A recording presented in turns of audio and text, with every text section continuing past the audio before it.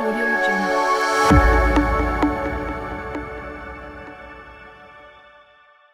There is a question about, is there a maintenance company group to provide service, which, I mean, your distributor would be one. I don't know if you guys have any other suggestions.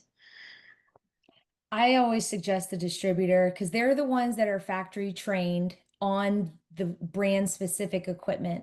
You can get somebody who's, mechanically inclined but you're going to save time and money. And usually, not maybe not every single part, but usually they have parts on hand on their truck that they would be able to do on-site replacement right there at the service call. So, unless they don't, and then they have to order the part.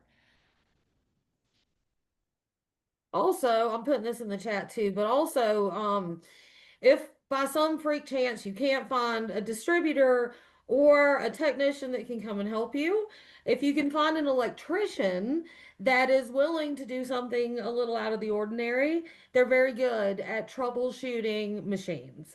They Yeah, know how to use that multimeter, they know how to follow the path of power, and a lot yeah, of the times can get you to a solution as a yes. last And it's resort. following the power. That's key, and that's why you need that multimeter because you start at the beginning and then you just kind of you follow. Okay, is power here? Is power here? Is power here? And you're just going through the machine of all from start to finish.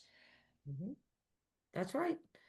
So my husband's actually a service tech, and he has been tasked with getting a bunch of older equipment that's been sitting out of service for a couple of years up and going.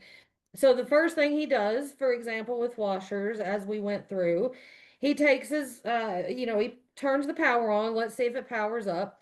Let's see if the door locks. If the door doesn't lock, then he takes the meter out and he tests that door lock. Once that is proved to either be good or if it's bad, it's replaced and the machine doesn't continue through its cycle, now we move down to see if the drain valve's working. Then we move down to see if the water valves are getting the signal to have water. And it's just following that path. So that's why kind of knowing the theory of operations of how the machines work, you can do a lot of troubleshooting on your own by knowing this happens first, this happens second, this happens third, and just move down the line. All the distributors or the manufacturers will have a tech support line that you can call.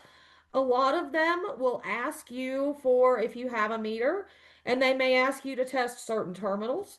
They'll tell you exactly what they want, and you can give them the results, and they can help walk you through finding a solution for your machine also.